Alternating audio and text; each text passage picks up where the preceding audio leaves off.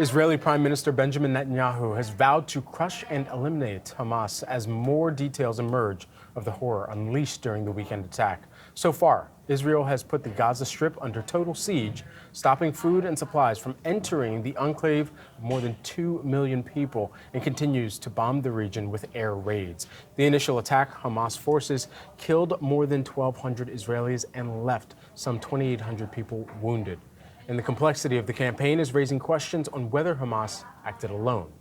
Now, since the attack, U.S. officials have made note of Iran's longstanding support for the terrorist organization. Though Secretary of State Anthony Blinken noted on Sunday that he had not seen evidence Iran directed or was behind Hamas's recent attack. Regardless, though, there are growing calls for President Biden to refreeze $6 billion in Iranian assets released last month during a prisoner swap. U.S. officials say that the funds were only to be used for humanitarian goods, but Republican critics argue that the move freed up resources for Iran's military spending. For more on what the escalating tension in the Middle East means for the U.S. and the Biden administration, Yahoo Finance's Rick Newman joining us now. Rick, I know you're following this very closely, but just break down the significance, the importance of this, and what this could mean for the U.S.'s relations in the Middle East going forward. So behind the scenes during the Biden administration, Joe Biden's first 3 years in office, has been this effort to sort of make nice with Iran and actually not have to deal with Iran the way former presidents have had to. I mean, Iran has been a problem for American presidents ever since the revolution there in 1979 when the Ayatollahs took power. So Biden tried to go back to this Obama-era deal where sanctions on Iran would be eased in exchange for limits on their nuclear weapons program. It didn't work. Iran basically said, nope, we're not doing that.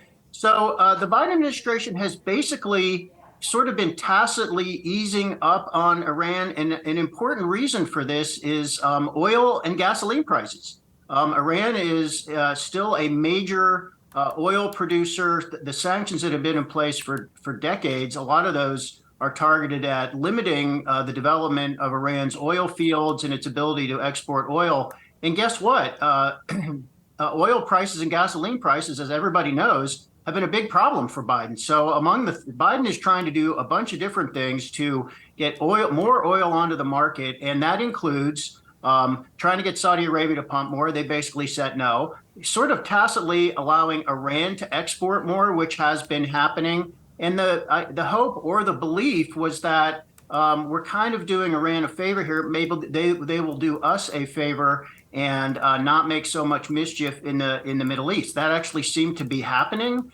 But then we have this Hamas attack on Israel, and Iran is Hamas's largest supporter, and it sort of guides the, if not the activities of the group, at least the agenda of the group. So it's not clear yet whether Iran was directly involved in this attack, but most experts say Iran had to know what was going on here. And if they did not want it to happen, they could have stopped it. So even if they weren't involved, they tacitly blessed this attack on Israel, most likely. And Joe Biden now has to figure out what to do about that.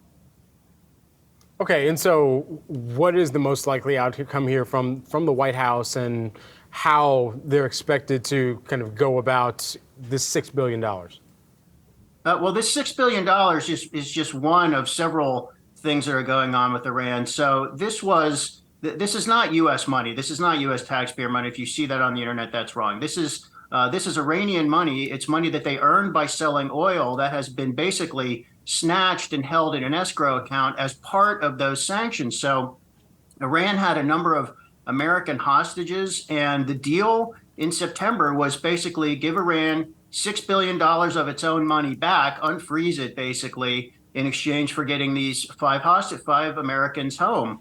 And that's a good and a bad thing. I mean, so you're basically incentivizing Iran to take more hostages. There's a clear moral hazard here. You're paying a ransom basically, but on the other hand, you get Americans come home, and those Americans could have frankly died in Iranian prisons. So apparently that money is in an account in the UAE, and it is not completely unfrozen yet. So it's possible that the United States could go back on that deal and say, oh, because of this attack on on Israel that you probably had some awareness of. We are going to take that money back, or we're not going to make it available to you. I think we're also going to see some of those sanctions that were sort of not thoroughly enforced for some period of time. We're going to see those tighten up. And by the way, this could mean that there's less oil on the global market, and prices could go up. And that is a major concern for Biden as he is campaigning for re-election.